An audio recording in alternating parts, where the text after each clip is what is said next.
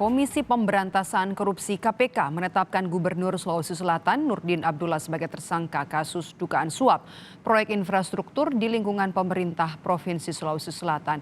Gubernur Sulawesi Selatan Nurdin Abdullah memiliki rekam jejak yang cemerlang di dunia pendidikan. Bahkan ia pernah menerima penghargaan anti korupsi di tahun 2017 lalu.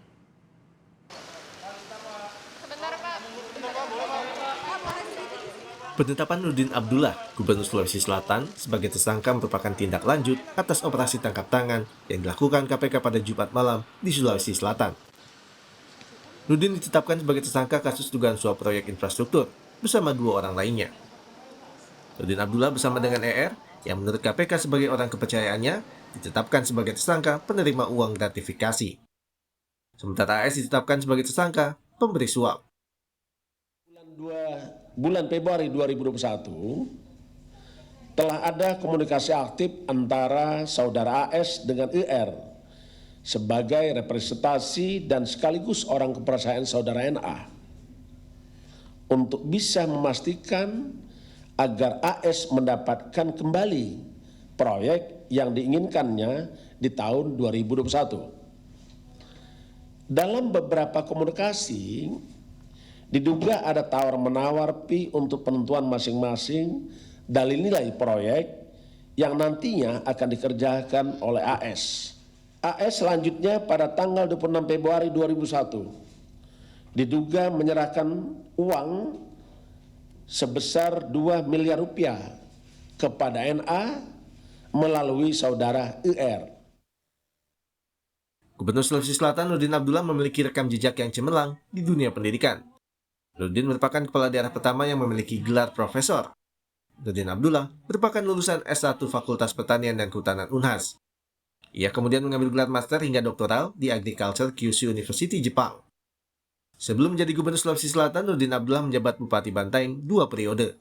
Ia juga masih menjabat sebagai Guru Besar Fakultas Kehutanan Universitas Hasanuddin.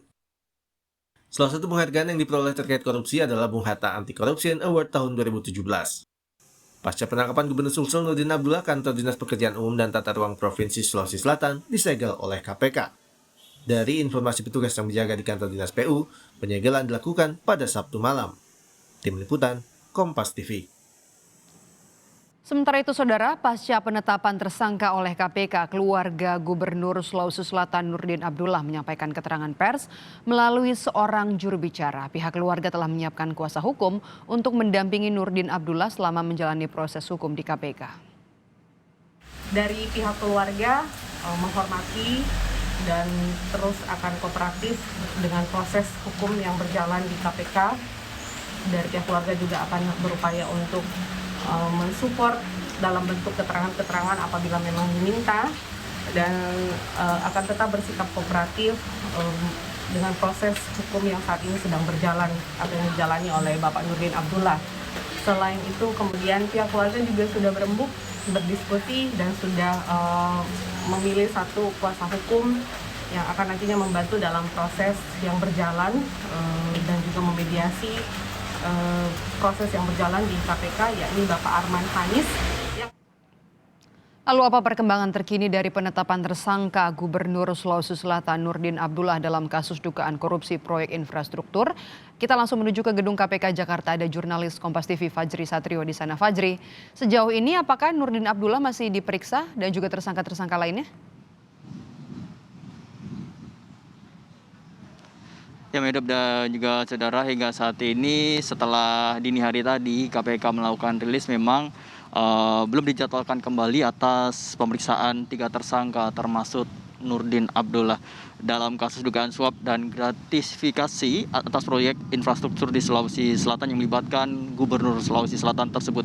Saat ini Medop, para tersangka telah dilakukan penahanan di rutan selama 20 hari pertama, terhitung sejak tanggal 27 Februari 2021 hingga 18 Maret 2021.